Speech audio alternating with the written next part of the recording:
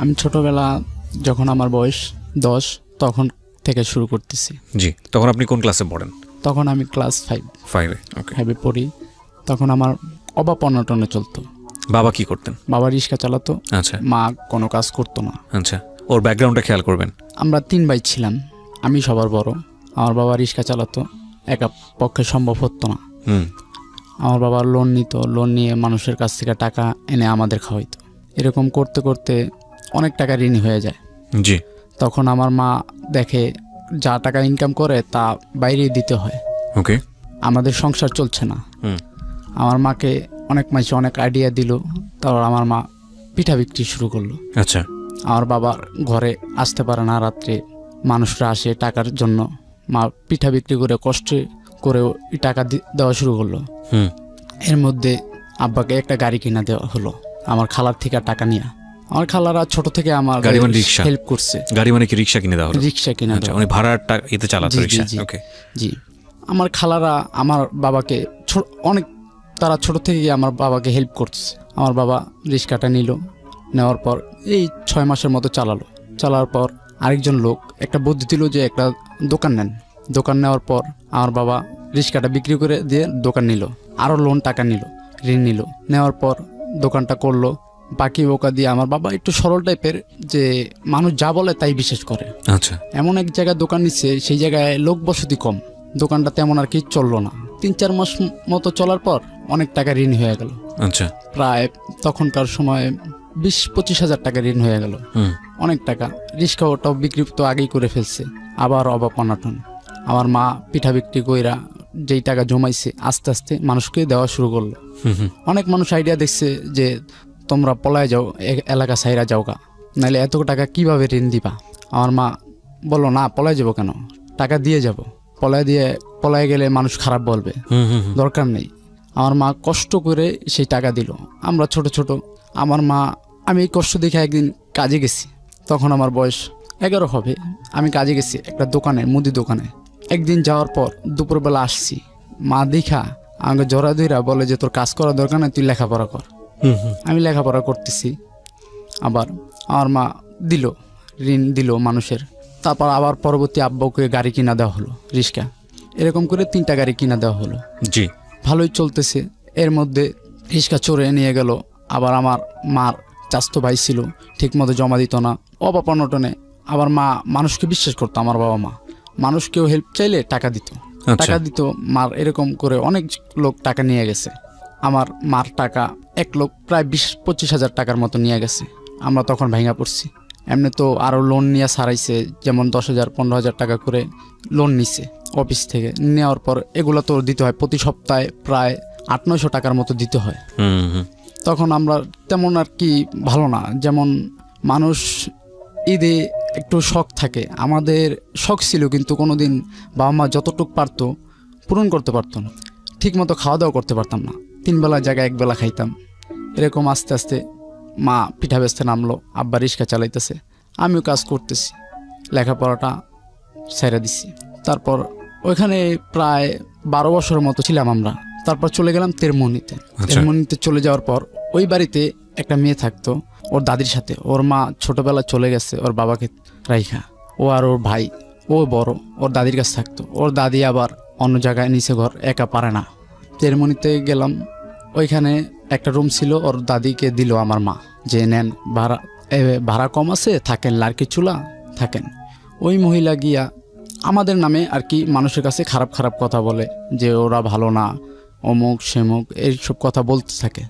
ওই মেয়েটার সাথে আগেই থেকেই তো আমার সম্পর্ক ছিল, যেমন চীনা পরিচিত। মেয়েটাকে আমি বলি যে, কিরে তুই প্রতিদিন আসা যাওয়া করস, তোর কি গাড়ি ভাড়া দেয় না? এই দেখি স্কুলে পড়ে হাইটা যায়, হাইটা আসে।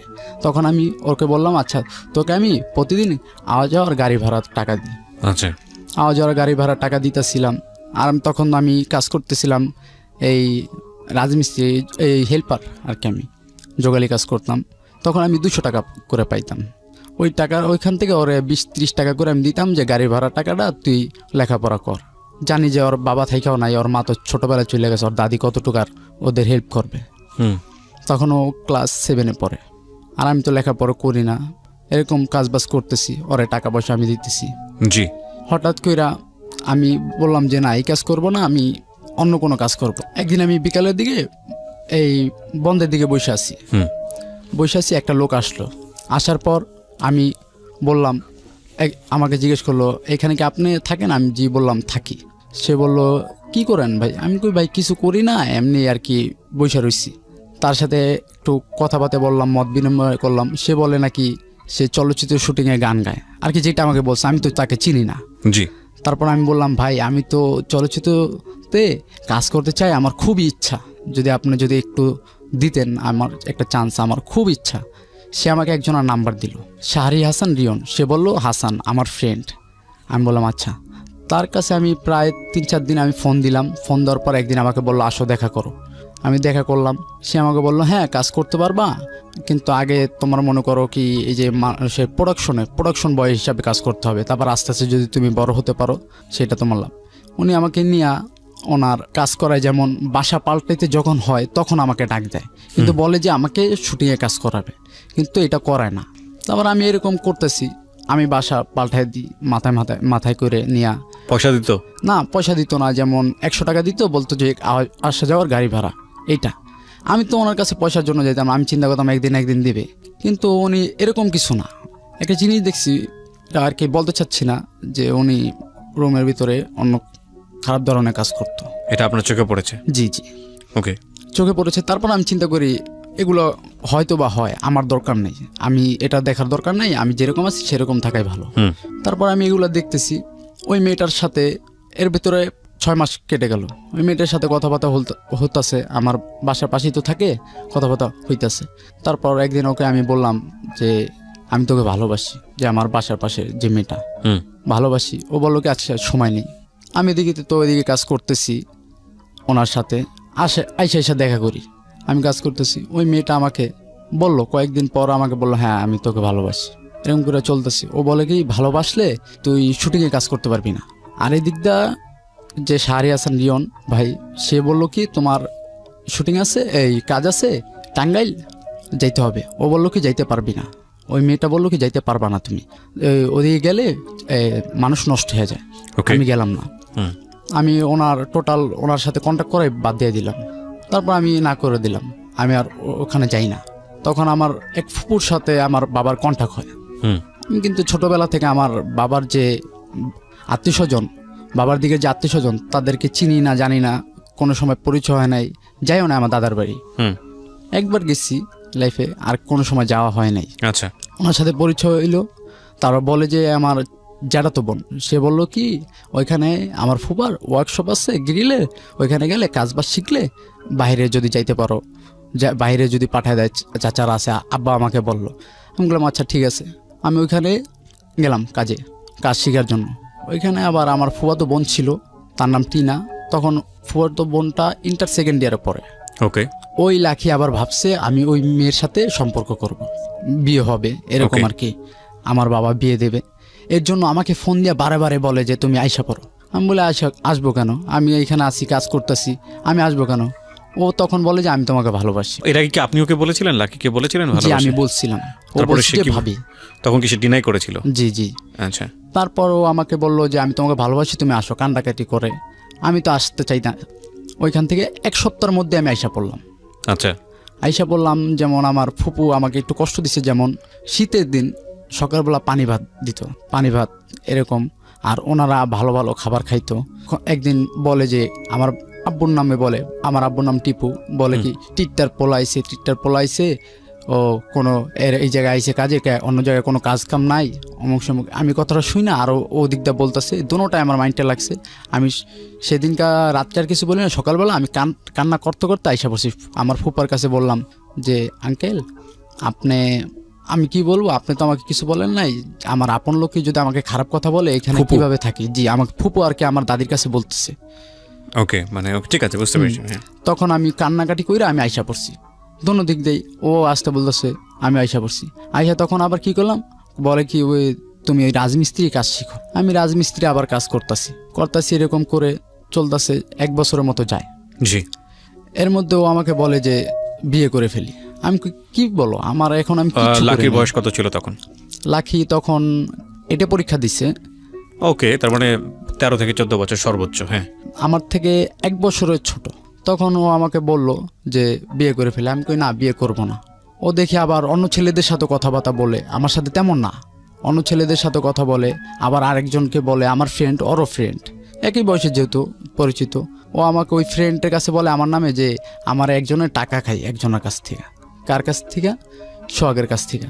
আমার ফ্রেন্ডটা দেখা আমাকে বলে, আর কি ফ্রেন্ডটার নাম মারুফ, ও আমাকে বলে কিরে তুই নাকি টাকা দেস লাখিরে। আমি কি বলস? কয় ও যে আমাদেরকে বললো যে তোর কাছ থেকে টাকা খায়। আমি কি কস? এটা কীভাবে বললো? ওরা তো আমি হেল্প করতাম, ও আসা যাওয়ার কষ্ট, হাইটা যা হাইটা আসে, এর জন্য ও আমাকে এই কথাটা বললো। দাঁড়া, এর মধ্যে টিউশনি করতেছে। জি, টিউশনি করতেছে। আমি তখন আবার বললাম যে এই যে টিউশনি করতেছে, এখন আমি ওর থেকে টাকা খাবো, আমি আর ওকে ওর সাথে সম্পর্ক করবো না, কিন্তু ওর কাছ থেকে আমি টাকা খাবো। আমি তখন কি করলাম, ওর কাছ থেকে আমি টাকা খাওয়া শুরু করলাম। এই প্রতি মাসে বেতন পাওয়ার পর যে আমার একটু সমস্যা হয়েছে, আমার কিছু টাকা দাও, আমাকে টাকা দিত, আমি খাইতাম, চলতাম ফিরতাম, অন্য ফ্রেন্ডদের নিয়ে খাওয়াইতাম, বলতাম যে দেখ এরকম এরকম একটা মেয়ের কাছ থেকে টাকা নিছি। ওকে। তখন আমি ফোনও চালাইতাম না, ও আমাকে একটা ফোন দেয় কথা বলার জন্য, ফোন দেয়, আমি তোর কাছ থেকে টাকা পয়সা নিয়ে খাইতেছি। আর আমি ফোন দিলে ও ফোন ধরে না, আর কি সাইলেন্ট রাখতো ওর ফোন, কেউ জানতো না যে বাসায় যে ও ফোন চালায়।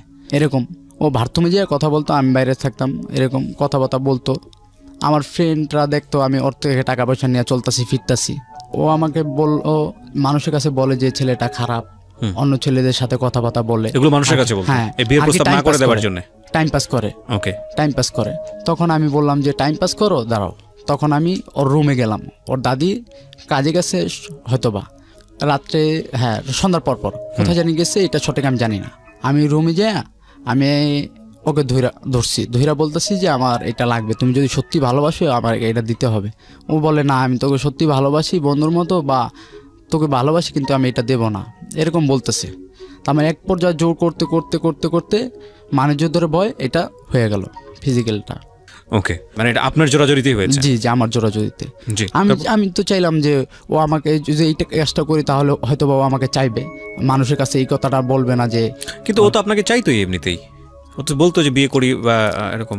তো আপনি এটা তো আর কি আমাকে ভয় দেখাইতো যে বিয়ে করি আর কি, তাহলে যে আমি যদি চলে যাই। কিন্তু আমি তো ভাবতাম যে বিয়ে, তারপরে এর মধ্যে ওর সামনে আমি আবার একটা কাজ করছি, এর জন্য মানছে। যেমন ওর সামনে আমি একটা নেশা করছিলাম, নেশা করার পর ও, এটা কি ফার্স্ট টাইম ছিল নাকি আগে থেকে আপনি করতেন নেশা? এর আগে থেকে করতাম, কিন্তু যখন ওর সাথে আমার এখানে আইসা পড়ে তেরমনি, তখন আমি এটা ছেড়ে দিই।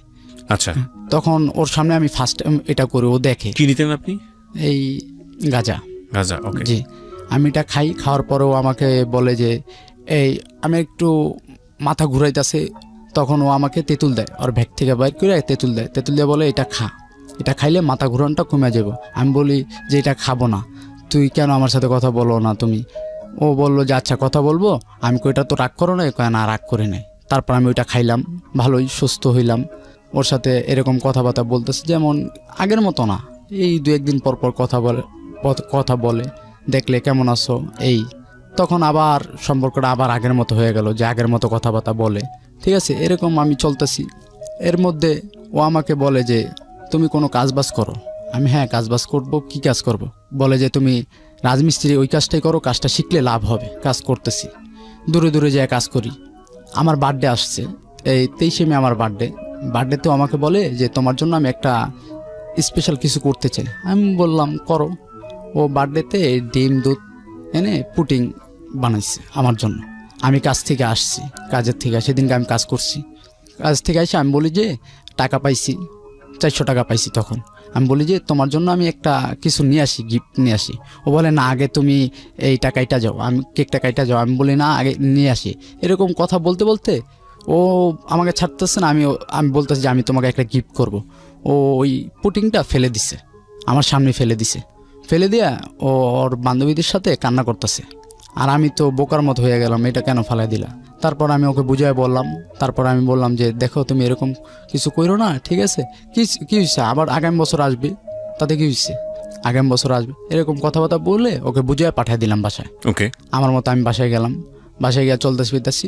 এর মধ্যেও আমাকে একটা কসম দিল যে তুমি সিগারেট খাইতে পারবা না, কোনো নেশা করতে পারবা না, সিগারেট খাইতে পারবা না, চুল বড় রাখতে পারবা না, কোনো কিছু আর কি অভদ্র যেটা সেটা করতে পারবা না।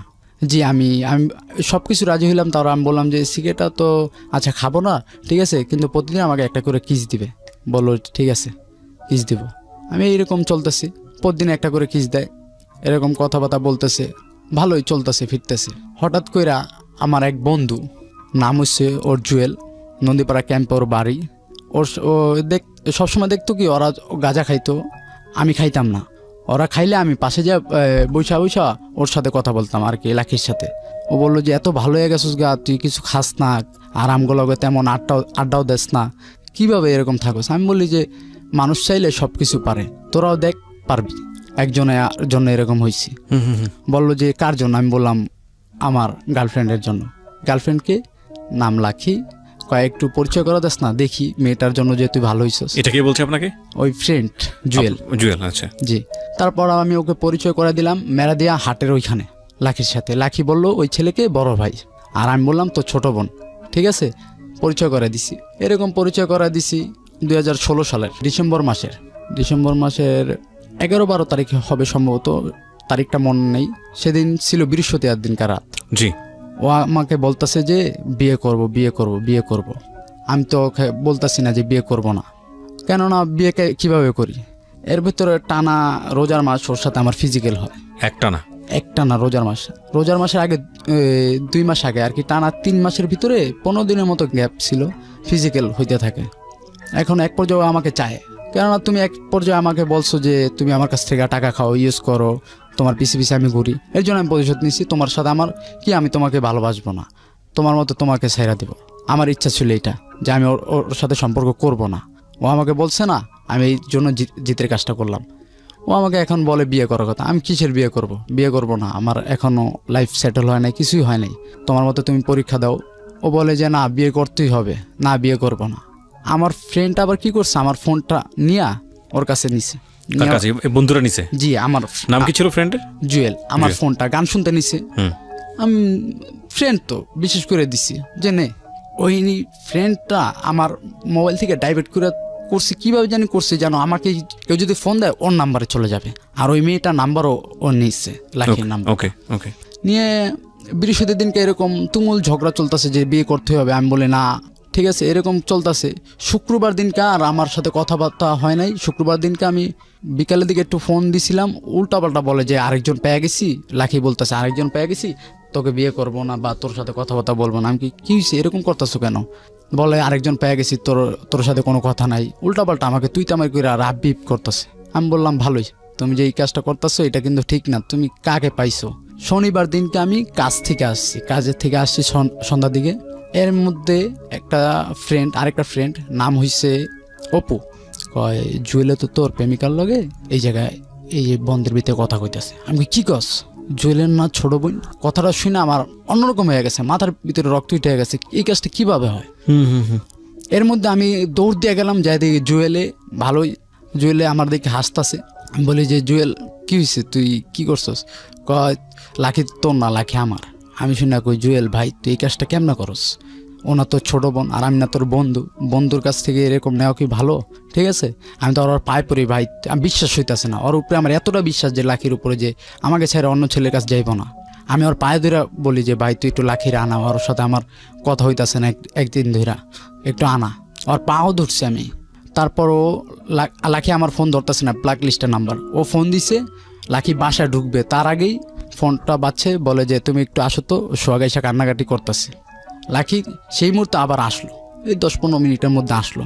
আয়শা বলল, আমি কি লাখি তুমি এই কাজটা কি করতে পারলাম, যে তোমার সত্যি ভালোবাসি, এখন আমি তোমাকে এই কথা বলছি যে তুমি বিয়ে করো না, বিয়ে করবা না, এর জন্য তুমি একটু লেখাপড়া করো, আমি কাজবাজ শিখি, জীবনে যেন লাইফে কিছু করতে পারি। তারপর আমি ওকে বলতেছি, ও আমাকে বলে না তোকে আমি ভালোবাসি না, আমি ভালোবাসি জুয়েলকে। তারপর আবার আমি হাত ধরে বলি কি তুমি চলো বাসায় চলো, বাসা তো পাশাপাশি ঘর, বাসায় চলো।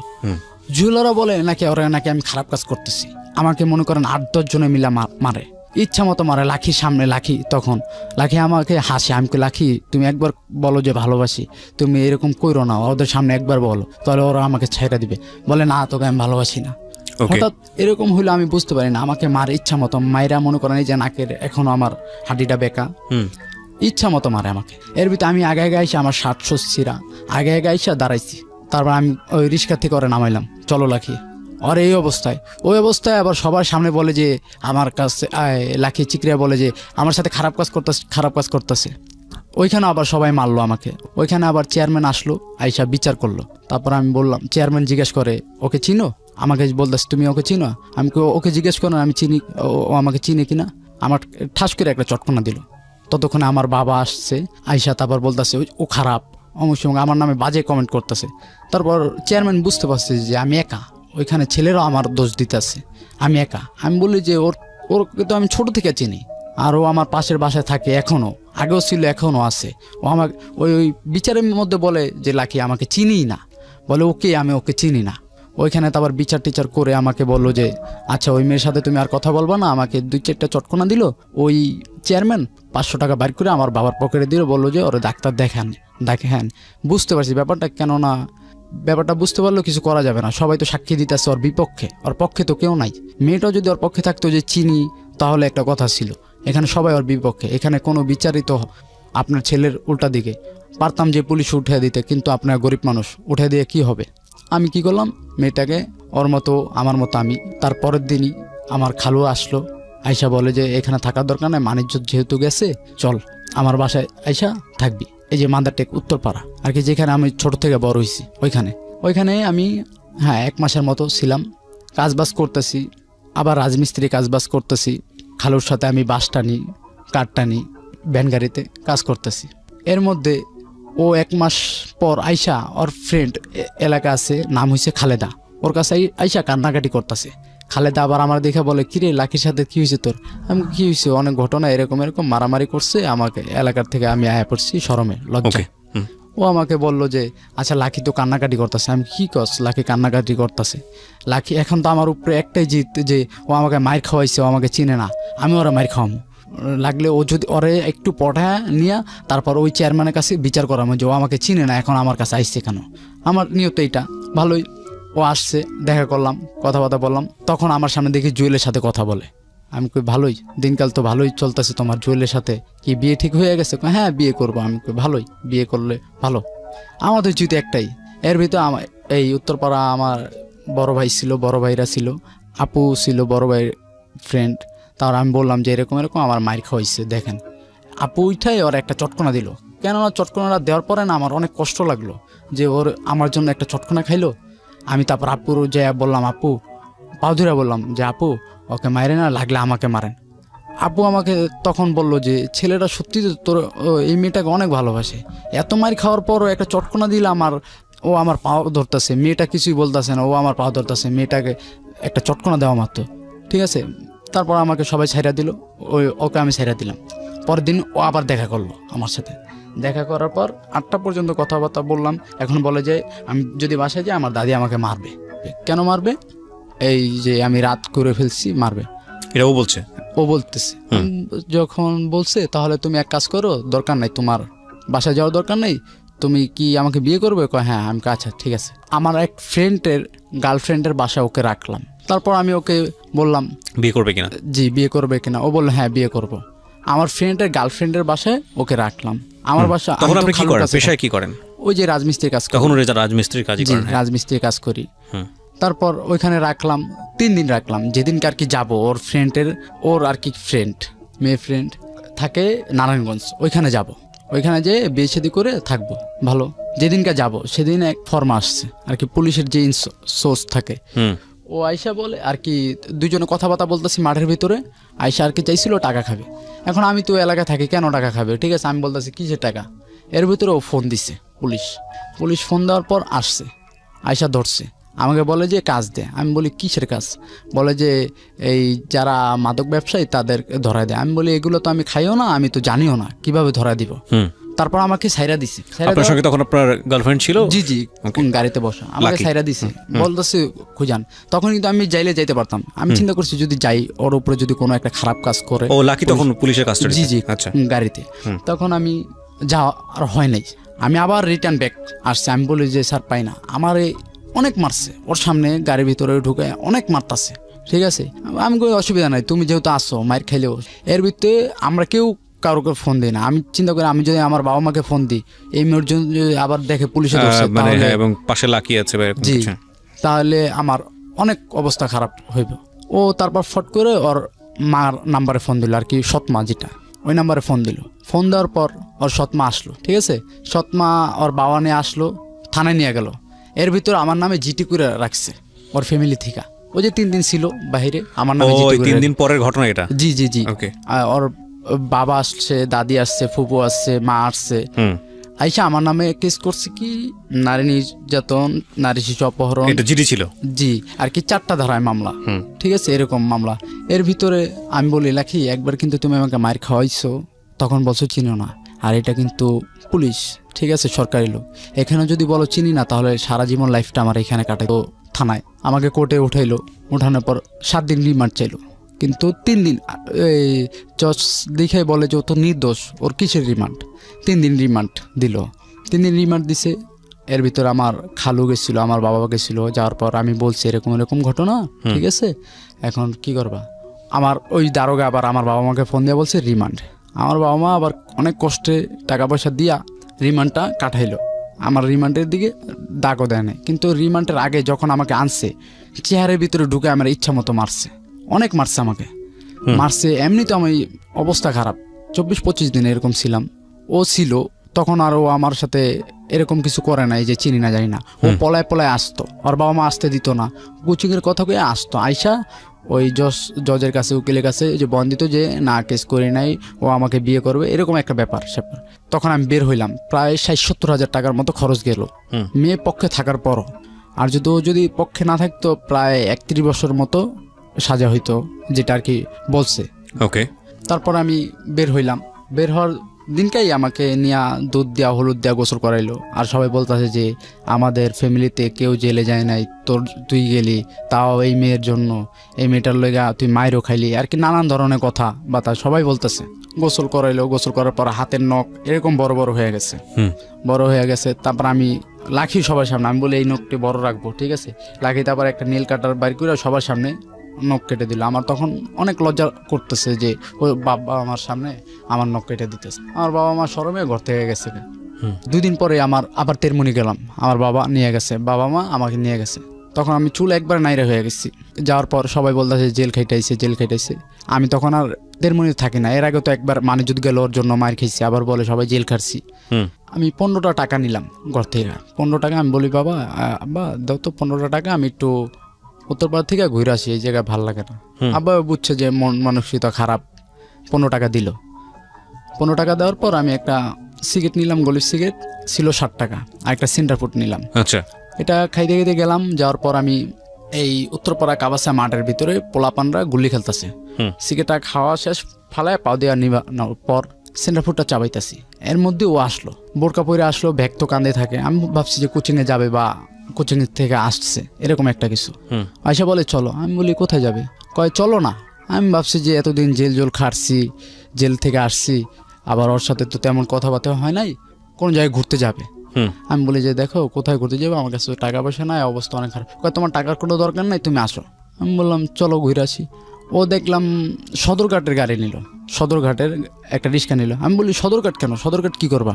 বলে ওই জায়গায় একটা মাজার আছে, ওই জেলে গেছিল মাগুসা বাবার নাকি মাজার। আমি ভাবছিলাম ওই যে মনে হয় কোনো মানত টানটা আসছে, এর আগেও মানত দিছে আমার নামে, গোলাপ শাহ বাবার মাজারে আমার নিয়ে দিছে। তারপর আমি ওকে নিয়ে গেলাম। নিয়ে যাওয়ার পর ও বলে কি লঞ্চে ওঠো। আমি কই লঞ্চে কেন? কেন লঞ্চে যাইতে হবে। আমি কই না লঞ্চে কোথায় যাব? বলে যে আমার মার কাছে, একবারে যাবো গা। আমি কই না, এটা তো আমি সম্ভব না, কিভাবে যাই আমি, এই যে জেল থেকে বাইরে হইলাম, এখন যদি তোমার নিয়ে যদি আবার যাই তাহলে আমার বাবা মা অনেক টেনশন করবে। বলে যদি না যাও এখন আমি আত্মহত্যা করব, তোমার নাম লিখে দেওয়া যাবে। আমি এই যে একটা ব্ল্যাকমেল করলো, এই ব্ল্যাকমেলের জন্য আমি ওর সাথে চলে গেলাম বরগুনা। এক পোশাক আমার, আরও কিন্তু ওর ব্যাগের ভিতরে জামা কাপড় নিয়ে রাখছে। ওকে। আমি গেলাম, যাওয়ার পর ওর মার কাছে, ওর মা তো দেখে, ওর মা তো ছোটবেলা ফালাই থুয়ে গেছে, ওর মা আরেক লোকের সাথে ওর বাবাকে ফালাই থুয়া ওই লোকের সাথে গেছে, বিয়ে করছে ওর মা। আচ্ছা। ওর মার ব্যাকগ্রাউন্ড খারাপ, ওর বাবার ব্যাকগ্রাউন্ড খারাপ। তারপর আমি বললাম চলো। ওর মার কাছে যাওয়ার পর ওর মা তো দুই গেলে ওকে চুমা দিয়ে বলতেছে যে কে এইটা কে? বলে তোমার জামাই। তখনও কিন্তু আমাদের বিয়ে হয় নাই। বলে যে তোমার জামাই। আর আমি বলি এই আমাদের তো বিয়ে হয় না, আর কানে কানে বলতেছি।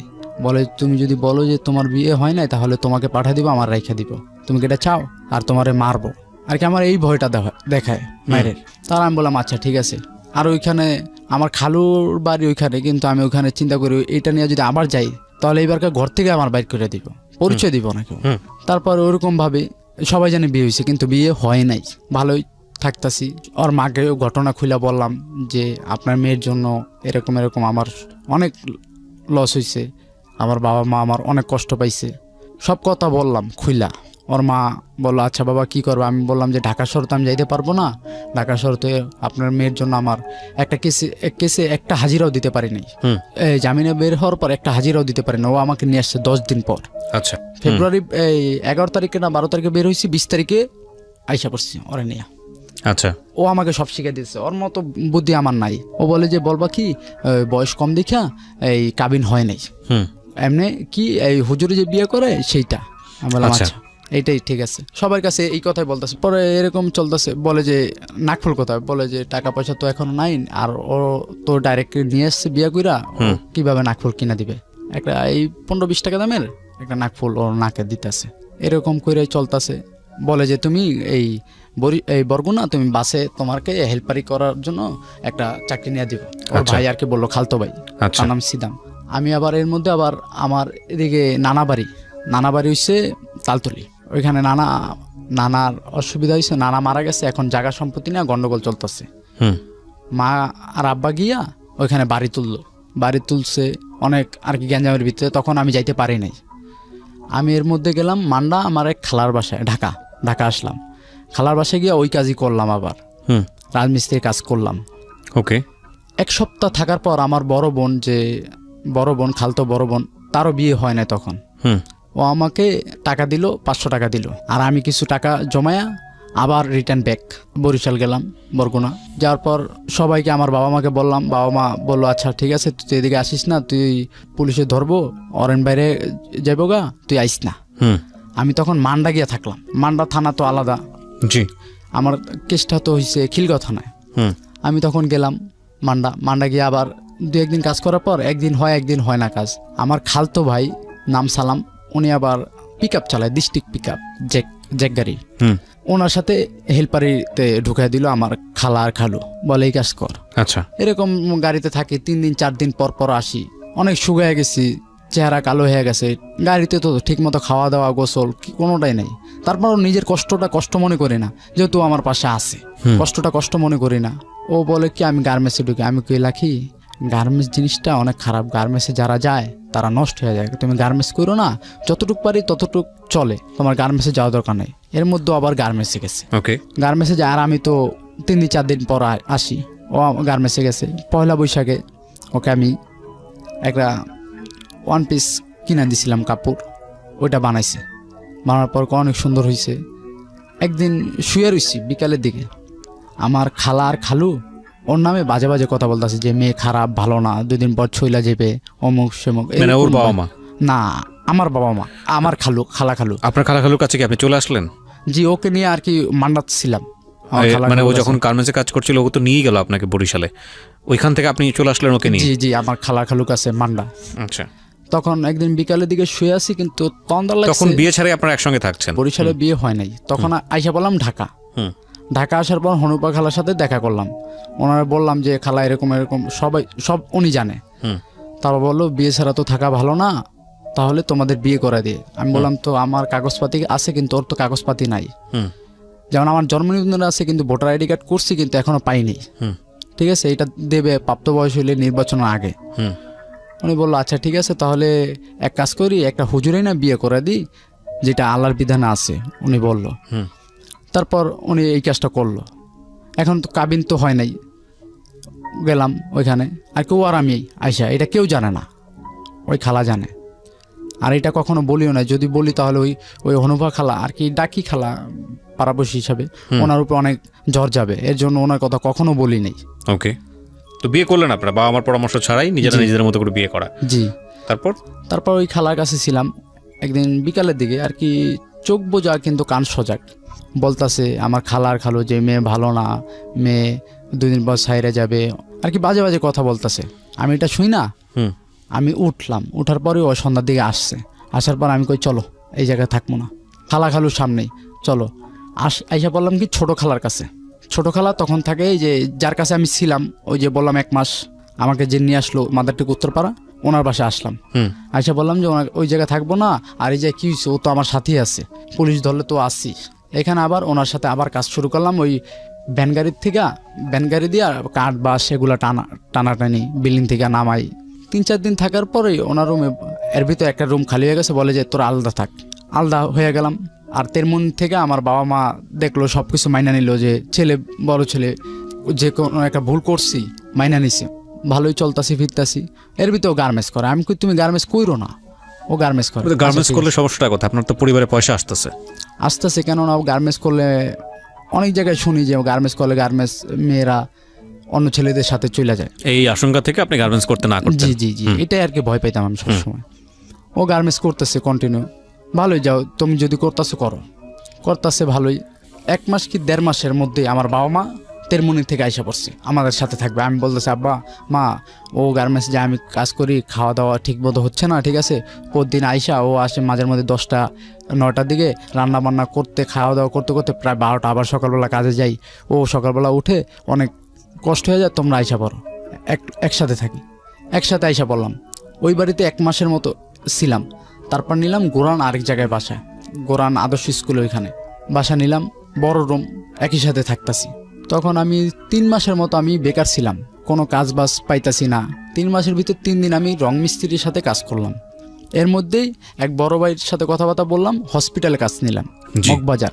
তখন আপনার ফ্যামিলিতে আপনার বাবা মাও থাকে? জি মগবাজারে একটা হসপিটালে জব নিলাম, ইনসাফ বারাকা কিডনি অ্যান্ড জেনারেল হসপিটাল। ও হসপিটালে কাজ নিলাম কি ক্লিনার, যে আর কি বাথরুম পরিষ্কার করার, ঝাড়ু দেওয়ার, সব দেওয়ার, এই কাজটা নিলাম। কাজটা নিচ্ছি, করতেছি। একদিন দেখাই আমার অনেক অভুক্তি লাগছে, খাওয়া দাওয়া ঠিক মতো না। তারপর আমি চিন্তা করলাম, এখন যদি এই কাজটা যদি না করি 8 ঘন্টা পার্ট টাইম, তাহলে তো আর কোনো কাজবাজও দেখতেছি না, তেমন টাকা পয়সা আসবে না, দরকার নেই, এত কষ্ট দরকার নেই, এই কাজটাই করি। আর মুখের দিকে তাকাই যে কাজ করতেছি। এর ভিতরে আমার বাবা মা আবার গেল গ্রামে, যাওয়ার পর জায়গা নিয়ে গন্ডগোল চলতেছে। এখন আমরা তো যাইতে পারি না, আমি, আমার ছোট ভাই আর আমার ওয়াইফ আর কি লাখি, 3 জনে ছিলাম। অনেক কষ্টে সময় যাইতেছে। আমি বেতন পাই আর কি 1 মাস পর। এর ভিতরে বেতনটা পাইছি, এর ভিতরে ওনারা চলে গেছে। এখন একটা মাস যে কিভাবে চলতে হইব, অনেক কষ্টের ভিতরে চলতেছি। বেতন পাইলাম, ও কাজ করতেছে। ও তখন মালিবাগ গার্মেন্টসে চাকরি করে। ও রাত্রে 10টা আসে, 11 আর কি 10টার দিকে ছুটি দিলে 11টা বেজে যায় আস্তে আস্তে। তারপর রান্না করো, তারপর খাও, অনেক কষ্ট হয়ে যায়। তারপর আমি বললাম যে তুমি গার্মেন্টসে করো না। বলে না আমি গার্মেন্টস করব, আমি নিজে প্রতিষ্ঠিত হব। আমি বললাম আচ্ছা যাও, তোমার যেটা ভালো লাগে তুমি করো। এরকম করতেছে। আমার বাপ মা 1 মাস থেকে আসছে, ওই সব কিছু মিটিয়ে দিয়ে আসছে। আসার পর আমি বলতেছি, মার কাছে বলতেছি, মা আর ওই যে গার্মেন্টস করতেছে এটা তো ভালো হইতেছে না, মানুষ খারাপ বলতেছে। আরও 10 জনে বলতেছে, যে আমার ফ্রেন্ড সার্কেলরা বলতেছে যে তোর বউ গার্মেন্টস করে, তুই কি করস, তুই তো এই যে কাজ করস, গার্মেন্টস করে কি লিগা, বেটা বউ খাওয়াইতে পারস না, বিয়ে করছিস কি লিগা, আর কি নানান কমেন্ট করে। যারা দেখে শুনে নানান কমেন্ট করে। আবার যারা বুঝে তারা বলে যে অভাবের সংসার, 2 জনে মিলেই তো করলে কি হয়েছে, আগায় যেতে পারবে। আমরা তো তেমন বড় লোক না যে একজনকে চাকরি করলো আরেকজন বইয়া খাইলো। অনেকে যারা বোঝে তারা এই কথা বলে, আবার অনেকে বোঝে না, বলে যে গার্মেন্টস করে কেন, খাওয়াইতে পারস না, নানান কমেন্ট। আমি কি কথা বুঝি, কানে নেই না। আর লাখে আমাকে বলে যে তুমি কোনো ফ্রেন্ড সার্কেলের সাথে চলবা না, একলা থাকবা। আমি সারাদিন কি করি, একলা থাকি। যে সময় আমি 8 ঘন্টা তো ডিউটিতে যাওয়ার পর ডিউটি কইরা বাসায় এসে বসে থাকি। আর ওর যে ফ্রেন্ড যে মারুফ, ও আমার ফ্রেন্ড, ওর সাথে কথাবার্তা বলি আমি। এর ভিতরে আবার একটা ডান্সের একাডেমি নিয়েছিলাম, আমি, হাসান, মারুফ 3 জনে মিলে। ওইখানে যাই আমি বসি, আড্ডা দিই। আর ওরা, এই হাসান হইছে ডান্সার, ও ডান্স শেখায় ছাত্রদের। এরকম করে চলতেছে। লাকি বলে তুমি যাইবা না। আমি কই ডান্স আমি করি, করে তো ওরা, আমি দেখি, আমি এইগুলো করবো না, তুমি চিন্তা করো না, আমি ডান্স করবো না। ভালোই চলতেছে। এর মধ্যে আমার হাসানের একটা ফ্রেন্ড, নাম হইছে নিশি আক্তার মিম, বাহিরে থাকে। ওর সাথে একদিন আফতাবনগর গেছিলাম। আফতাবনগর যেয়ে একটা গ্রুপ ফটো তুলছিলাম। তখন আমাকে এই ফটোটা ওই মেয়েটাকে দেখাইছে, বলে যে এই ছেলেটাকে, বলে যে সোহাগ আমার ফ্রেন্ড। ও আবার একদিন ইমোতে কথা বলতে বলতে আসছে। তখন আমি একাডেমিতে বসাছিলাম। এর ভিতরে আইসা বললো যে এই সোহাগ আছে, কথা বলবা তুমি? বলে হ্যাঁ দাও। তখনই ওর মধ্যেই 1 থেকে 1.5 ঘন্টার মতো কথা বললাম। কথা বলার মধ্যেই ওই মেয়েটাকে আমার ইমো নাম্বার, তারপর কন্ট্যাক্ট নাম্বার, সব কিছু, ফেসবুক আইডি নাম্বার সব কিছু দিয়ে দিলাম। দেওয়ার পর আমি তো ভাবছি ফ্রেন্ড হিসাবে কথা বল, আমি তো জানি যে আমার বিয়ে হয়েছে, হাসান ওরা তো বলবেই, বইলা দিছি আমি, এটা তো জানি। কিন্তু ওরা বলে নাই আসলে যে আমার বিয়ে হয়েছে, এটা বলে নাই। মেয়েটার সাথে কথাবার্তা বলি, প্রতিদিন মেয়েটা ফোন দেয়, মেয়েটার বাড়ি ফরিদপুর। এই কথাবার্তা বলি। একদিন আমার একটা সমস্যা ছিল, আমি বললাম যে একটা সমস্যা পড়ছি, ঠিক আছে, কি সমস্যা? আমি বলি কিছু টাকার দরকার ছিল। বলে কত টাকা? আমি বলি না, আপনার কাছ থেকে আমি টাকা নিব কেন? আমি আপনি করে বলি, উনি আপনি করে বলে, টাকা নিব কেন? বলে যে না, টাকা নেন, কি হয়েছে, আপনি আমার ফ্রেন্ড না? আমি ফ্রেন্ড হইলো কি, আপনার কাছ থেকে তো আমি টাকা নেব না। অনেক জোর জবরদস্তি করে ওই হাসানকে দিয়েই টাকা দিল আমাকে, 5,000 টাকা। 5,000 টাকা দিল। এইটা আবার লাখি শুনছে। শোনার পর তো আমার সাথে তেমন আর কি আগের মতো কথাবার্তা বলে না, কীরকম জানি অন্যরকম চলতেছে। ওকে। আমাকে দেখলেই কেমন জানি করতেছে, বলে যে তুমি কথা তোমার সাথে কথা বলবো না, তুমি অন্য মেয়ের সাথে। দিনের মধ্যে আমার স্ত্রী ওর ফুপুর কাছে চলে গেল। এটা নিয়ে রাগারাগি করে? জি, রাগারাগি করে ফুপুর কাছে চলে গেল। 15 দিনের মতো ছিল। আমি আর যাই নাই, খোঁজ খবর নেই নাই। জানি তো এখান থেকে এখানে আর কি কাছাকাছি 5 মিনিটের পথ। জি। আমি যাই নাই। ওর কখনো ফোন, ও তখন ফোন চালাইতো না। আমি যাই নাই। আমার বাবা মা রাগ করতেছে, আমাকে গালমন্দ করতেছে যে যা নিয়ে রাগ হয়েছে, তুই গেলে আসবে। আমার বাবা একদিন বলছিল, আমার বাবার কথা শুনে নাই, বলে যে আপনার ছেলেকে পাঠান। আমি পরে গেছি, যে ওকে বললাম চলো, ও আসবে না, তারপরও জোর করে নিয়ে এসছি। আচ্ছা। নিয়ে আসার পর হঠাৎ করে একদিন একটা মোবাইল কিনলো। মোবাইল কেনার পর আমি বলি তোমার ফোন দরকার? বলে যে আমি চাকরি করি, এত রাত বিরাত আসি, ফোন দিলে ভালো না? কখন আসবো, কখন যাব, এটা তো ভালো। আমি আচ্ছা ঠিক আছে, যেটা তোমার ভালো লাগে। হঠাৎ করে দেখি ওর তো আইডি কার্ডও নাই, 2টা সিম কিনছে। বললাম তুমি সিম কিনলা কিভাবে? আইডি কার্ড তো নাই, এখন তো রেজিস্ট্রেশন করা লাগে আইডি কার্ড, সিম কিনতে। বলে যে আমার বান্ধবী দিছে। আমি বলি তোমার বান্ধবী তোমাকে সিম কিনে দিল নিজের আইডি কার্ড দিয়া? এরকম বান্ধবী কেউ আছে? সিম তো একটা পার্সোনাল জিনিস। এখন বলে না, দিছে। তখন আমার মনে একটু সন্দেহ হইতে লাগলো যে একটা মেয়ে আর একটা মেয়েকে চিনে না জানে না, গার্মেন্টসের মাধ্যমে পরিচয় হয়েছে, আর সিম কিনে দিল নিজের আইডি কার্ড দিয়া। তখন থেকে আমার একটু সন্দেহ হয়েছে। তার আমি বললাম যে সত্যি মেয়েটা দিছে? বলে যে হ্যাঁ, মেয়ে দিছে। আমি আর অতটা কেয়ার করি নাই, আমি তো ওকে বিশ্বাস করতাম। ওকে। হঠাৎ করে একদিন ওর ফোন টিপতেছি, দেখি কি নাম্বার, কয়েকটা নাম্বার দেখলাম অচেনা নাম্বার। আমি বললাম এই নাম্বারগুলো কার? বলে আমাকে একটা বড় ভাইয়ার নাম্বার, আরেকটা চিনি না, আরেকটা বলে যে ওই রং নাম্বারে ফোন দিচ্ছে, আরেকটা বলে যে যেখান থেকে সিম কিনছি ওই ছেলে ফোন দিতেছে, এরকম ডিস্টার্ব করে। আমি কই তুমি আমাকে এগুলো বলছো একবারও? কয় না, বলি নাই, ভাবছিলাম এমনি চলে যাবে। আমি কই তুমি বলছো ওদের যে তোমার বিবাহিতা? বলে না, বলি নাই, বলবো। আমি কই তুমি বলো নাই বলবে, চলে যাবে, এটা কেমন ধরনের কথা? দাও আমার কাছে দাও, আমি ফোন তোমার নেওয়ার দরকার নাই। আমি সেদিন আর ফোন দেই নেই। এরকম আস্তে আস্তে আমি সেদিনকে ওই ছেলেটাকে ফোন দিলাম। ফোন দেওয়ার পর ছেলেটা আমাকে বলল, হ্যাঁ ভাই আমি কথা বলছি। আমি বলছি ও তো আমার ওয়াইফ হয়, আপনি কেন কথা বলতেছেন? সিম কিনছে তার জন্য কি অপরাধ? আপনি যে নাম্বার নিয়ে ফোন দিবেন, আপনার অপরাধ হচ্ছে না? এইসব কথা আমি বলতেছি। তারপর ওই ছেলেটাকে আমি অনেক কথা বুঝাইলাম। তারপর আমি বলছি যে পুলিশের কাছে ফোন দিব, পুলিশের কাছে ফোন দিয়ে আপনার নামে জিডি করব, অনেক কথা বললাম। ছেলেটা ডরে আর ফোন দিল না। আচ্ছা। আর আমি বললাম এই টাকার নাম্বার, বললো যে বড় ভাইয়ের নাম্বার। কোন বড় ভাই? বলে অফিসের বড় ভাই। আমি অফিসের বড় ভাইয়ের নাম্বার তোমার কাছে থাকবে কেন? তখন কি আপনার ওই মিমের সঙ্গে যোগাযোগ আছে? কথাবার্তা বলছেন? না, কোনো কথাবার্তা বলি না। ওকে। তারপর আমি বলতেছি এরকম কেন? ও আমাকে বলতেছে যে বড় ভাই এমনি রাখছি, আরেকটা মেয়ে কথা বলে আর কি, আমাকে নানান অজুহাত দিল। আমি ওইটাই আর কি বুঝলাম, ওরা আমি বিশ্বাস করি যেহেতু বুঝলাম। ভালোই, প্রতিদিন রাত্রে 11টার নিচে আসে না বাসায়। আচ্ছা। 10টা ছুটে বলে যে আস্তে আস্তে 1 ঘন্টা লাগে। আমি বলি এত দেরি হয়, তুমি এক কাজ করো, গার্মেন্টস করার দরকার নেই, থাকো। আপনি কি করতেন তখন পেশা? তখন আমি যে হসপিটাল চাকরি করতাম। আচ্ছা। হসপিটালে চাকরি করতাম। আমি বললাম যে তোমার এটা করার দরকার নেই, এখন তো আমার বাবা মা আছে, আমার ছোট ভাই কাজ করে মার্কেটে, ঠিক আছে, আমার আব্বা আমার মা তো কাজ করি, তোমার দরকার নেই, তুমি ঘরের কাজ সামলাও। আমার মাও বলছে এই কথা যে তুই ঘরের কাজ সামলা, আমি তো বাইরে কাজ করি, কি হয়েছে? ও বলে না, ও আর কি ঘরের কাজটা করতে ডরায় যে সবার কাজ করতে হবে, রান্না বান্না করতে হবে, থালা বাসন ধুতে হবে, বলে না। যেমন ওই অফিস থেকে আসার পর ও যদি একটু থালা বাসন ধুইতো ওর কাছে অনেক কষ্ট লাগতো, বিরক্ত ফিল করতো। ওকে। যেমন মাঝের মধ্যে অফিস থেকে আসার পর থালা বাসন ধোয়ার পর ও খাইতো না, না খেয়ে শুয়ে থাকতো। আমি আসতাম, আমার তো মাঝের মধ্যে 2টা থেকে 10টা ডিউটি, আমারও আস্তে আস্তে 1 ঘন্টা হয়ে যেত, 11টা। মাঝের মধ্যে আমি এসে বলতাম, আব্বা মা বলতো যে ও খায় নাই। কেন খায় নাই? তোর জন্য। আমি তো আর যে খাওয়া দাওয়া করো, না খাওয়া দাওয়া করবো না, পেটে খিদে নাই, কিন্তু সারাদিন কাজ করে আসছে, কেন খাবা না? খাইবা না। আমি বলে না খাইলে ঘরতে বেড়ে যাও, তুমি যদি না খেয়ে থাকো, যদি তোমার কোনো ক্ষয়ক্ষতি হয় তাহলে তো আমার ধরবে আর কি, এরকম করে বলতাম। তারপর জোর কইরা, অনেক জোর কইরা খাওয়াইতাম ভাত খাওয়ানোর পরে খাইতো ভাত। আমি এই যে তুমি যে না খেয়ে থাকতা, এই যে খিদাগুলা, তখন তোমার কি মন লাগতো, শরীর খারাপ হইতো না?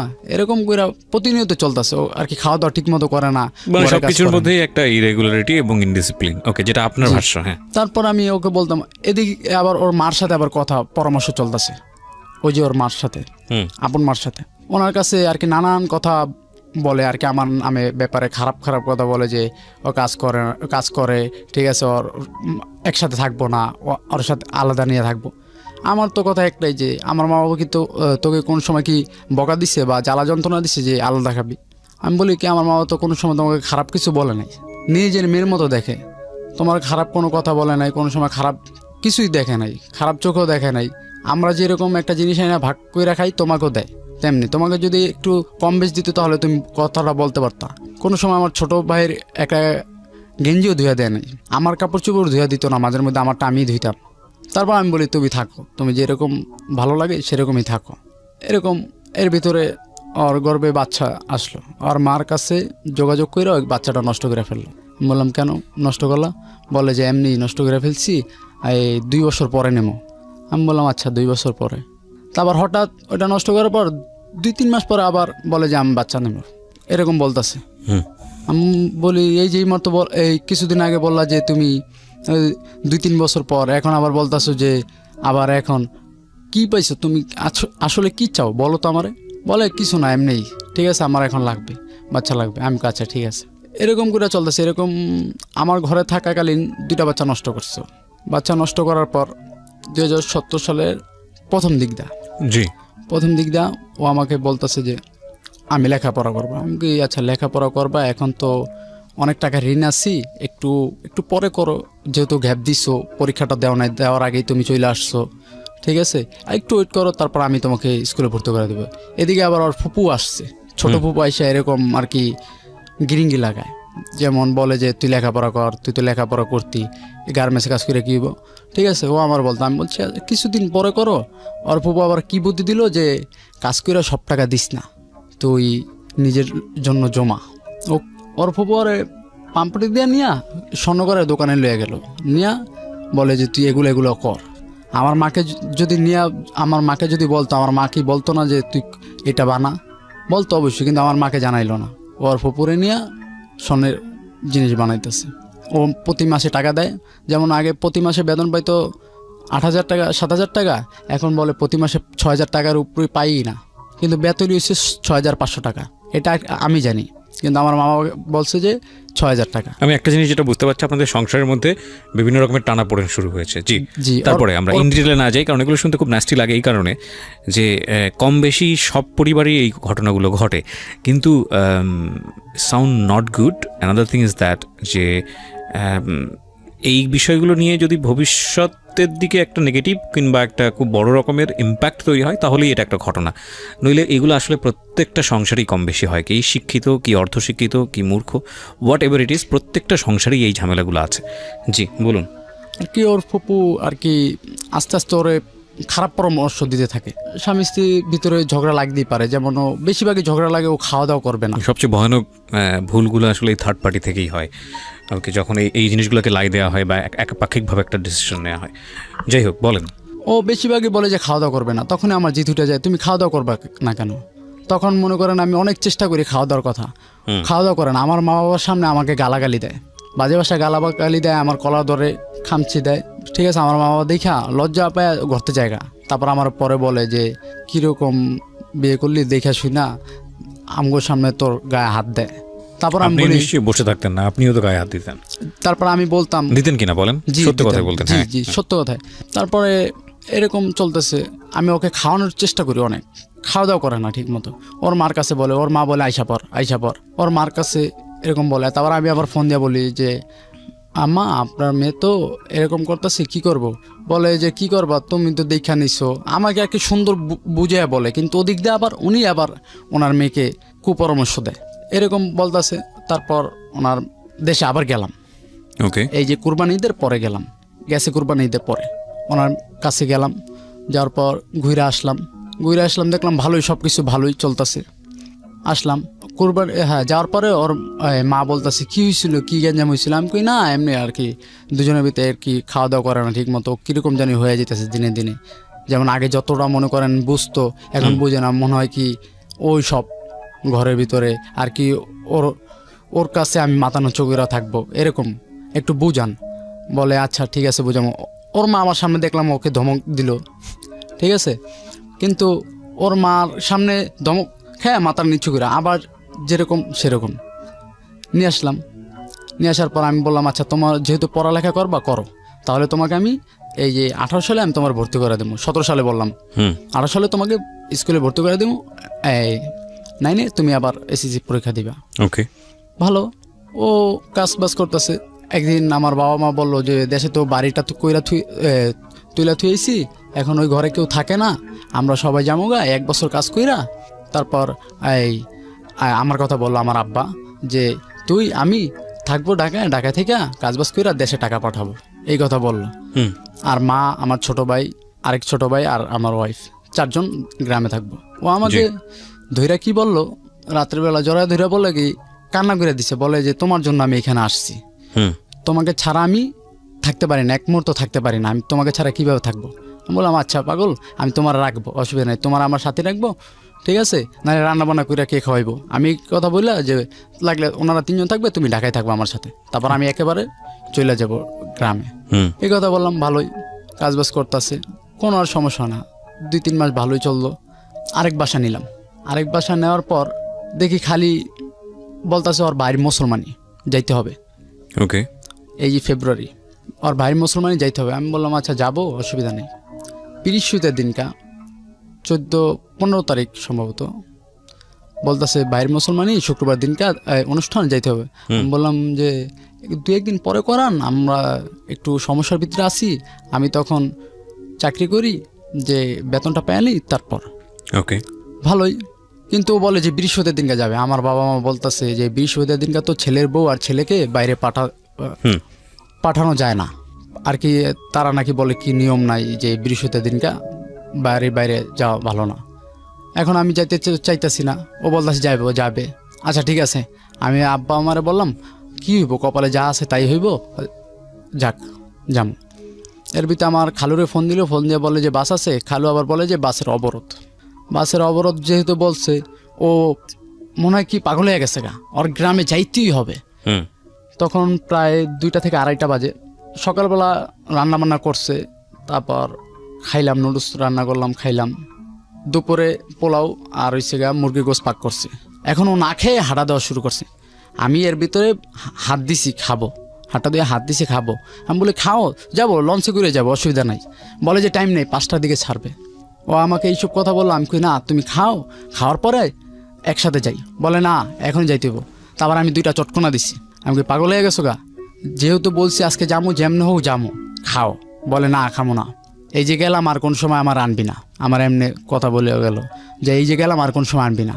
এর ভিতরে আমি খাইতেছি, আমি বুঝছি যে এত বড় ব্যাগটা নিয়ে কীভাবে যাইবে। গেটের সামনে গেছে, গেটের সামনে আমার ছোটো ভাই আসছে। আসার পরে বলে দেশে যাইবেন, তাহলে ভাইয়া কয় তোর ভাই আইতাছে, এই ব্যাগটা আমার একটু সামনে নিয়ে দে। গাড়ি গেছে, ব্যাগটা নিয়ে দিল। কয় আসে না তো, কয় আসতেছে। আমি ওদিকে কিন্তু খাইতেছি। আমার ছোটো ভাই এসে বলে কি রে ভাই তুই যাস না কিল্লিগা, ভাবি 2 জায়গায় দাঁড়া রইছে। আমি কই আর তুই দিয়েছিস? আমি কি কষ্ট করলি? আমি নগদ ফোন দিলাম, আমার নাম্বারটা ব্ল্যাক লিস্টে ফেলাই দিছে। আমার আব্বুর নাম্বার দিয়ে ফোন দিলাম, ওইটা ব্ল্যাক লিস্টে। একটা SMS করলাম, দাঁড়াও। কোনো দাঁড়াদাঁড়ি না, রিক্সা লিয়া সদরঘাট গেল, একলা গেল গা। ভালো।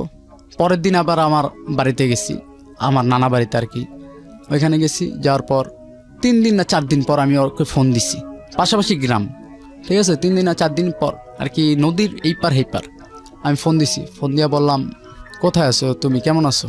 আমাকে বাজে ভাষায় গালি, গালাগালি করলো। আমার নাম্বার তো ব্ল্যাক লিস্টে, আমার আর কি সম্পর্ক ভাগনা হয়, মামা হয় আর কি, ছোটো তো ভাগনা।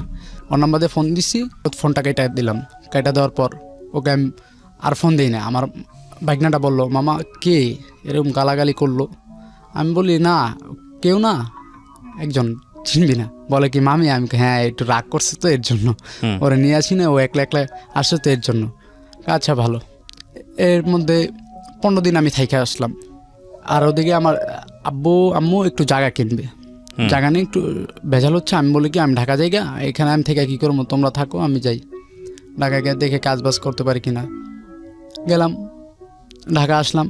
আইসাই আমি 2 দিন পর আমি ওকে ফোন দিলাম। আমার নাম্বারটা দেখি ব্ল্যাক লিস্ট থেকে উঠেছে। ফোন দিলাম, লাকি তুমি কোথায়? বলে আসি তো এই ঢাকায়। আমি ঢাকায় আসো, তাহলে তুমি বাসায় আসলা না কেন? কয় কার বাসায় আসবো, কোথায় আসবো? আমি বললাম আমার বাসায়। কেন, তুমি চিনো না বাসা কোথায়? বলে না, আমি তো আসবো না। তুমি কেন আসবা না? কী হয়েছে তোমার? বলে কী হয়েছে মানে? আমি তোমার বাসায় আসবো না, আমি তোর ভাত খাবো না। তো তুমি তো তুই গেছে, বলে যে তোর ভাত আমি খাবো না। আমি কি করছি, তুমি আমার ভাত খাইবা না? এটা কি বলো না বলো। বলে যে না, তোর ভাত আমি খাবো না, আমি থাকবো না। কেন থাকবা না? না ভালো লাগে না, তুই ভালো না, তোর বলছিলাম যে আমি গেলে আর আনবি না আমারে। আমি বললাম কি বলো না বলো, এগুলো তো ঝগড়ার ভিতরে হয়, তাতে তুমি কি এরকম চলে যাইবা? কোনো কথা আছে এটা? ওরে বলতেছে, ও আমার কোনো কথাই শুনতেছে না। ফোনটা কেটে দিল। যাও, ফোনটা কেটে দিছো, ভালো হয়েছে। আবার আমার বাবা মা 15 দিন পরে আসলো। 15 দিনে আসার পর আমি আবার ফোন দিলাম। ফোন দেওয়ার পর সেদিন 1.5 ঘন্টার মতো কথা হইলো। আমি অনেক বুঝাইলাম, আমার বাবা মাকে দিলাম, আমার বাবা মা বুঝাইলো, কিন্তু আসে না। ও টোটালি আসে না, বলে যে আসবে না, আপনার ছেলেকে বিয়ে করে দেন। আমার বাবা বলে কি, এটা তুমি কি বলো, ছেলেকে বিয়ে করে দেবো মানে?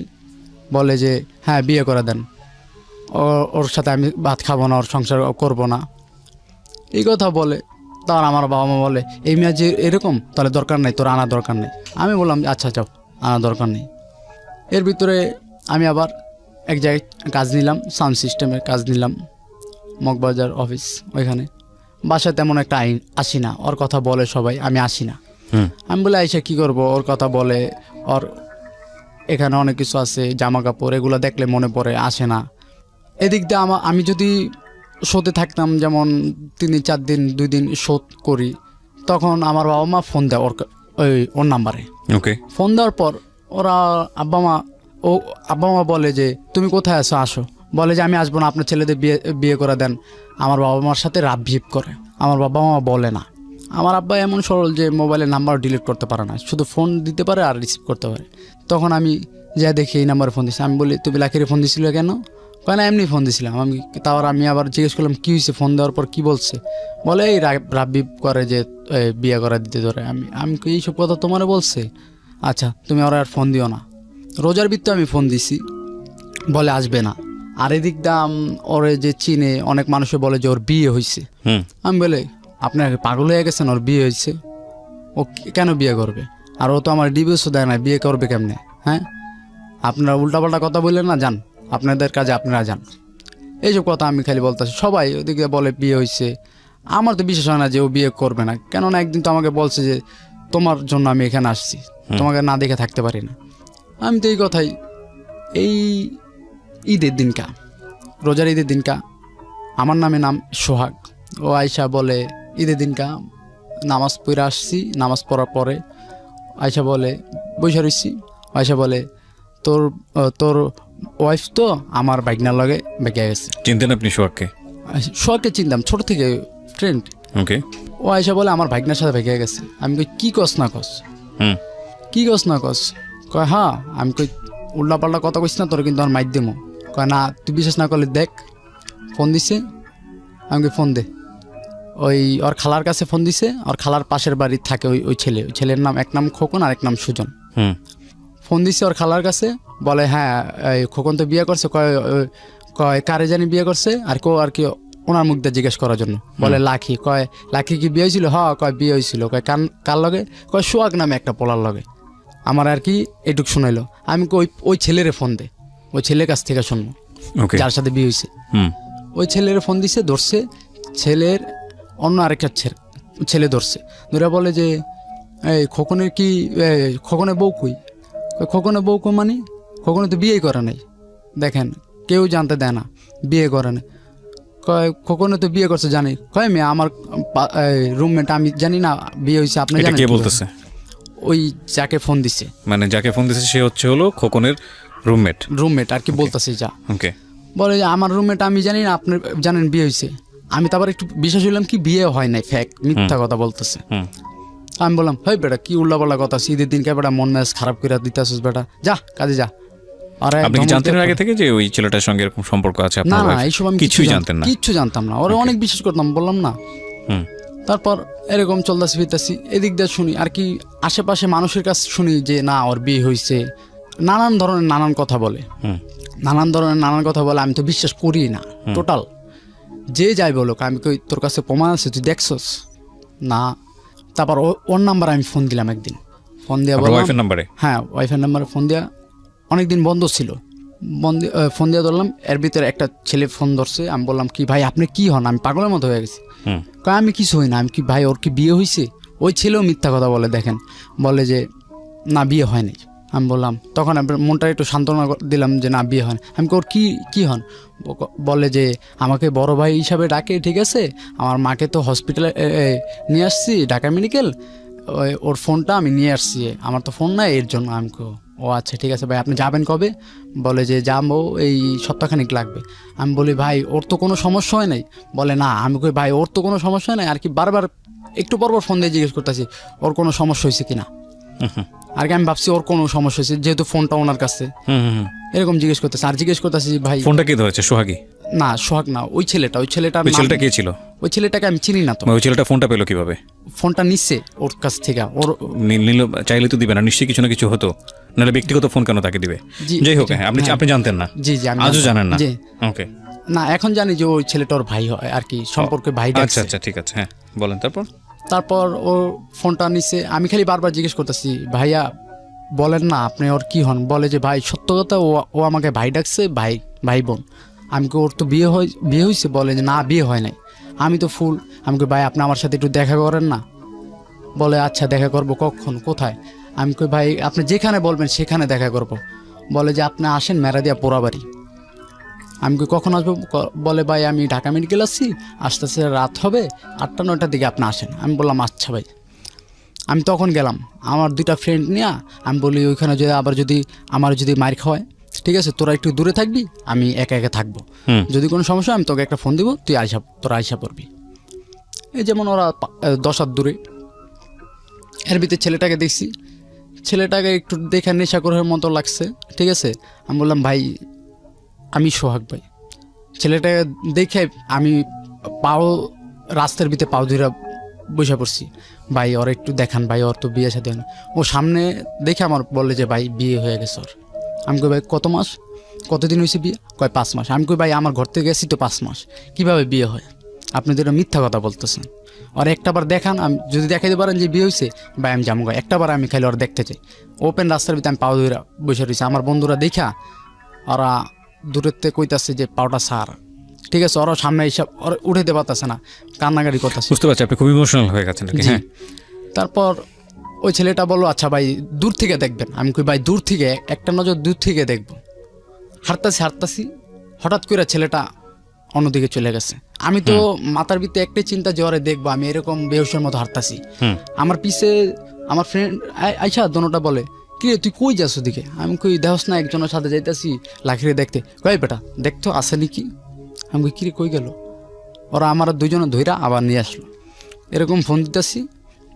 ওই ছেলেটা কয়েকদিন পর লাকিকে বলল যে তোর জামাই, আগের জামাই তো মনে কর পাগল হয়ে গেছে, পাগলের মতো কান্নাকাটি করতেছে রাস্তার ভিতরে, ঠিক আছে আমার ধরছে, তুই ওর একটাবার ফোন দে বা একটু দেখা কর।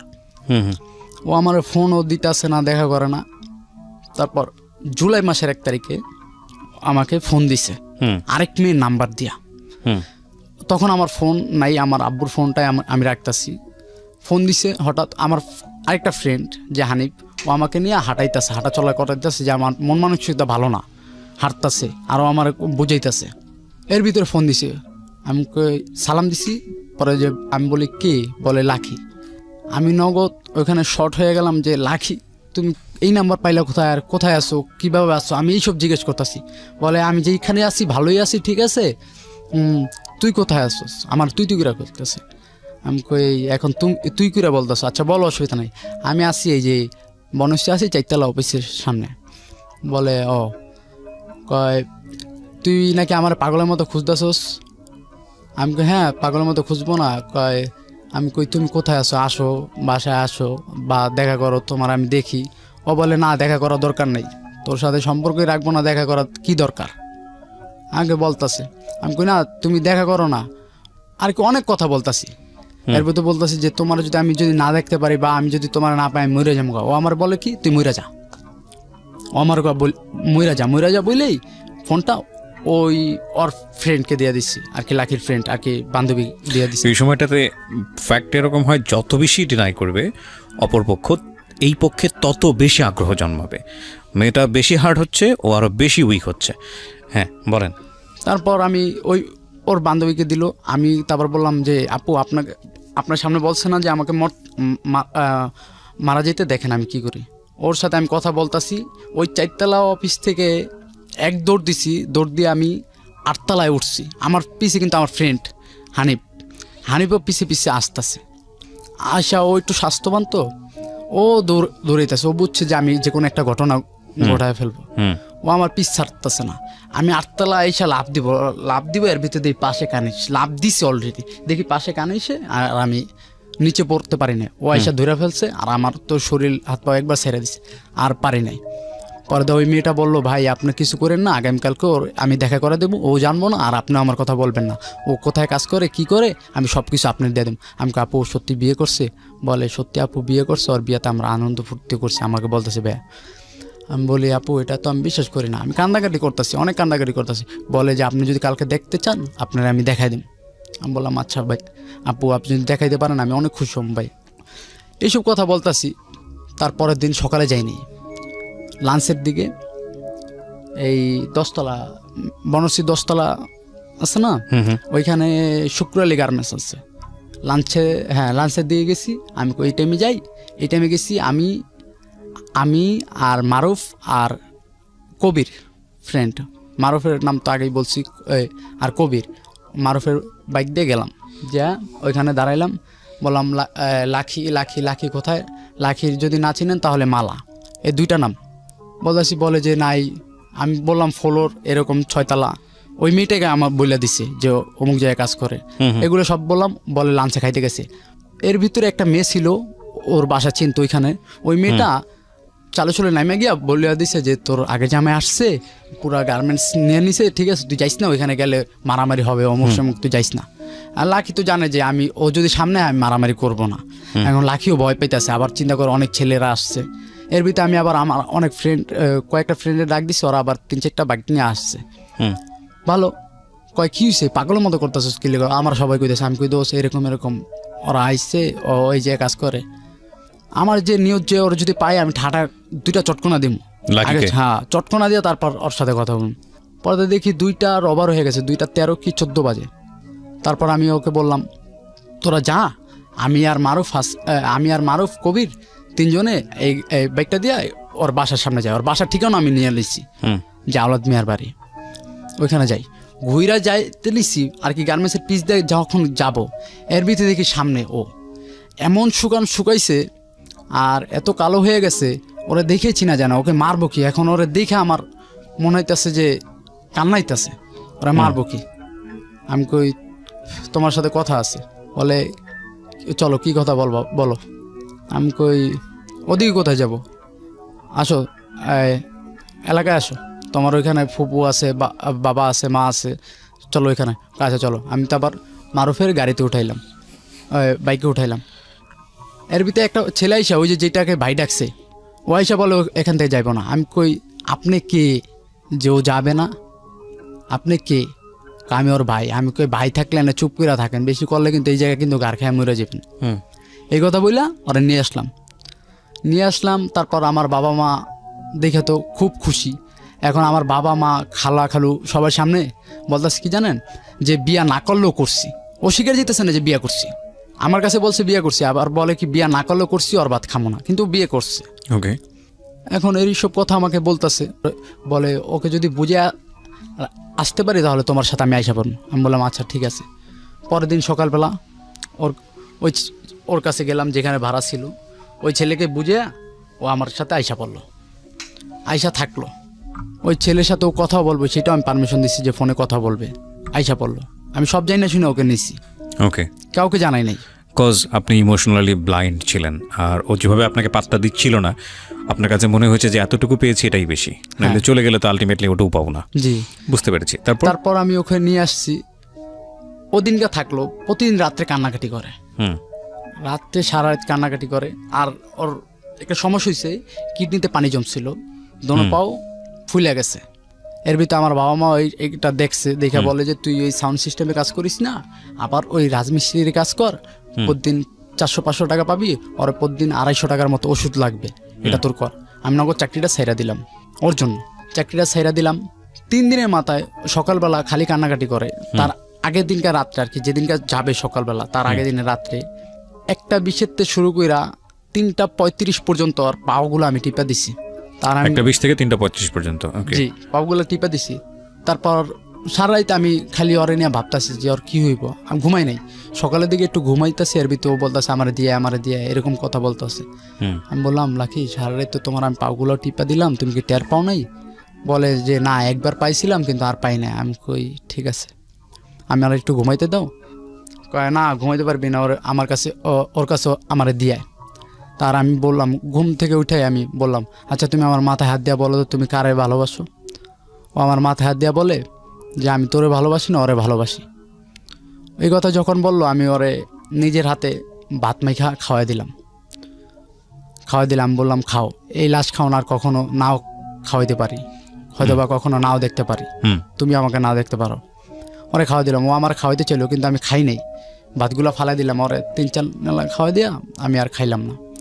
ব্যাগটা নিয়ে আমার মার সামনেই নেমে গেলাম। বলে কই দিয়েছে? আমি কই না একটু আহিত ওরে দিয়ে দিয়েছি, আবার কয়েকদিন পর নিয়ে আসবো। ওই ছেলের কাছে ছেলের ফোন দিয়ে আনলাম, আইনা আমি কই ভাই ওরে দেখে রাখেন, যদি কোনো দিন কোনো সমস্যা হয় আর যদি কোনো দিন কোনো প্রয়োজন হয় আমাকে একটাবার জানাইবেন, আমি আসি। দিয়ে আসলাম। যখনও আমার কাছ থেকে 100 বছরের মতো দূরে গেছে, আমার চোখটা খালি পানি পড়তেছে, খালি কান্না করতেছি। আর আমি ডাক দিয়া বলি লাখি ভালো থাকিস, লাখি তুই ভালো থাকিস, তুই ভালো থাকিস, তুই ভালো থাকিস। ও আমার পিছে তাকায়, আর ওই ছেলেকে পায়া এত খুশি হাসতাছে। আমি বলি লাখি তুই ভালো থাকিস, পিছ থেকে কান্না করতেছি। ওই জায়গাতে কান্না স্টার্ট করছি, ডিরেক্ট বাসায় আসছি, কান্না করতে করতে আমার বাবাকে মাকে জড়ায় ধরে কাঁদতাছি। আমার বাবা মার কাছে মাপ চাইলাম যে বাবা মা ভুল হয়ে গেছে, আমার মাফ করে দাও, আমি জীবনে বহুত বড় ভুল করে ফেলছি, মাফ করে দাও। তার আমার বাবা মা বললো কি হয়েছে? তার আমি বললাম পুরো বিস্তারিত ঘটনাটা খুইলা বললাম। বলে যে একবার গেছস, ওই ছেলেটা ওকে দিয়ে দিছি, সামনের দিকে যদি একটা অকারেন্স কইরা ছেলেটা যদি ওই মেয়েটাকে আবার পাঠিয়ে দেয় তখন তুই কি করবি? তোর তো গাড়ি নিয়ে থাকতে হইব। ডিভোর্স কিছুই হয় না। হ্যাঁ, ডিভোর্স কিছুই হয় না। আবার ছেলেটা ওর থেকে 3.5 বছরের ছোট, 3 থেকে 3.5 বছর। এইবারকা জেএসসি দিবে ছেলেটা, জিএসসি দিবে মাত্র। হ্যাঁ, এই ছেলেটা আপনার লম্বা চূড়া আমার সমান। আমি এটা শুনে অনেক কষ্ট লাগছে। তারপরের দিনকে আমি আবার আমার খালু আমার বাবা মা সবাই চাপ দিল, আমার খালায় আমার বাড়ি দিছে, বলে যে তুই নিয়ে আয়, নাহলে আবার একটা অকরেন্স করে তোর গাড়ি ফালাই দিবে। তারপরে নিয়ে আসলাম, নিয়ে আসার পর ডিভোর্স, দুজনে মিলে যে একটা ডিভোর্স আছে না, যে কেস মামলা হবে না, ও আমার চায় না, আমি ওকে চাই না, ওই ডিভোর্সটা দিলাম। দেওয়ার পর বললাম যে ভালো থাক। এরপরে আর ওর মতো আছে। কিছুদিন আগে আমার এক ফ্রেন্ডরে দিয়া বলাইলাম যে বলো তো তুমি এই যে আমাদের বিয়ে ঠিক হয়েছে, তুমি একটু বলো।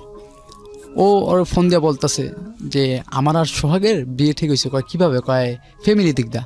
বলে প্রথম বললো যে ছেলেটা ভালো, তার কিছুক্ষণের মধ্যেই বলে যে না ছেলেটা ভালো না, বিয়ে করেন না, ছেলেটা খারাপ, ভালো না, বিয়ে করবেন না, জীবন নষ্ট হয়ে যাব, এইসব কথা বললো। তখন আমি ওই ফ্রেন্ডটা আমাকে বললো এরকম তোর ব্যাপারে কথা বললো। আমি কই ও বলে নাই বোধ হয়, ওই ছেলেটা আছে না খোকন, ওর হাজব্যান্ড, ও বলাইছে মনে হয়। প্রথম না হলে ভালো বলবে, দ্বিতীয়তে খারাপ বলবে, এই আর কি। ওরে বললাম, বলে যে তোর ওয়াইফ এত কিছু করছস আর ওয়াইফ তোরে এরকম দেখে, তুই কিসের জন্য বিয়ে করছিলি?